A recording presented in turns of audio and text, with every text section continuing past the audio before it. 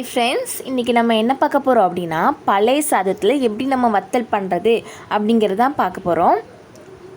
இது நேற்று வடித்த சாதம் கொஞ்சமாக மீதி இருந்துச்சு. அதில் தண்ணி ஊற்றி நான் நைட்டு ஃபுல்லும் வச்சுட்டேன்.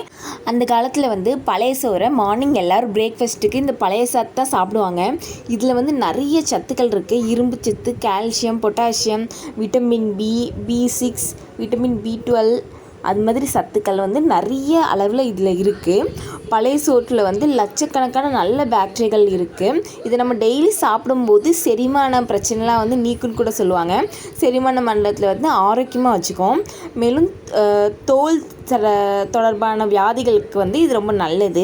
இதை நம்ம தினமும் சாப்பிட்டோம் அப்படின்னா முதுமையை கூட தடுக்கலாம்னு சொல்லுவாங்க.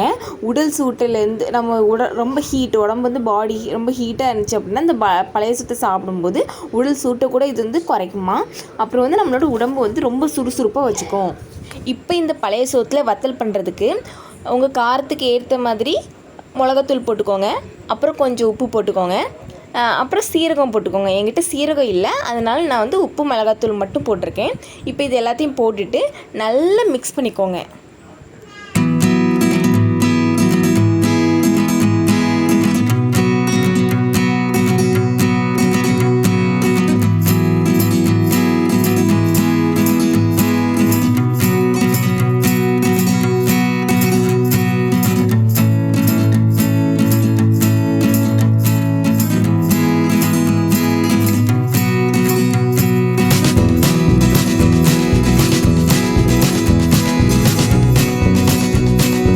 இப்போ இதை மிக்சருக்கு மாற்றி கொஞ்சம் கொஞ்சமாக போட்டு நல்லா பேஸ்ட் மாதிரி நல்லா அரைச்சி எடுத்துக்கணும்.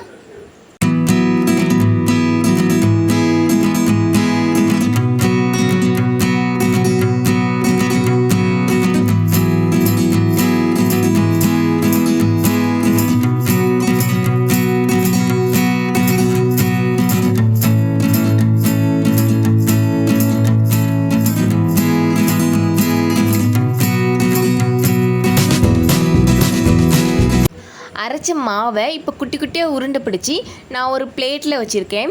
நீங்கள் என்னென்னா அந்த பிளேட்டுக்கு மேலே ஒரு வேட்டியை நல்லா நனைச்சிக்கோங்க. நனைச்சிட்டு அதை நல்லா ஈரமே இல்லாமல் புழிஞ்சி அந்த வேட்டியில் நீங்கள் உருண்டை பிடிச்சி வைங்க.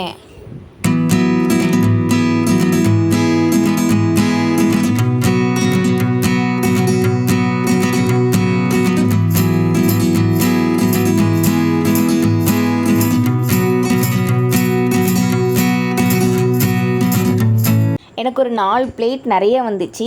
அடிக்கிற வெயிலுக்கு ஒரே நாள் காஞ்சிரும். இது எல்லாம் காஞ்சதும் அதை எடுத்து நான் ஒரு குட்டி பாக்ஸில் வச்சுட்டேன். இது நான் பிளேட்டில் வச்சதுனால எனக்கு எடுக்கிறதுக்கு ரொம்ப கஷ்டமாக இருந்துச்சு. எடுக்கும் போதே பாதி இது அதுலேயே உடஞ்சி வந்துருச்சு. நீங்கள் அதனால் துணியில் போட்டு காய வைங்க. அப்போ தான் அது எடுக்கும்போது ரொம்ப ஈஸியாக வரும். இந்த அப்பளத்தை பொரித்து நம்ம சோத்துக்கூட்டுக்கு வச்சு சாப்பிட்லாம். எந்த சாதமாக இருந்தாலும் அதை வச்சு சாப்பிட்லாம். சூப்பராக இருக்கும். கண்டிப்பாக ட்ரை பண்ணி பாருங்கள். இனி மீஞ்சி போன பழைய சாதத்தை வேஸ்ட்டு பண்ணாதீங்க. உங்களுக்கு பழைய சாதமாக சாப்பிட பிடிக்கல அப்படின்னா இது மாதிரி வத்தல் செஞ்சு சாப்பிடுங்க.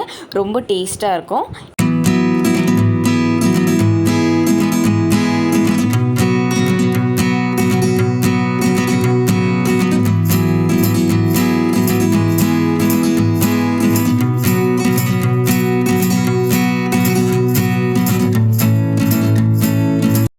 இந்த வீடியோ உங்களுக்கு பிடிச்சிருந்தா லைக் பண்ணுங்கள், ஷேர் பண்ணுங்கள், சப்ஸ்கிரைப் பண்ணுங்கள். தேங்க்யூ.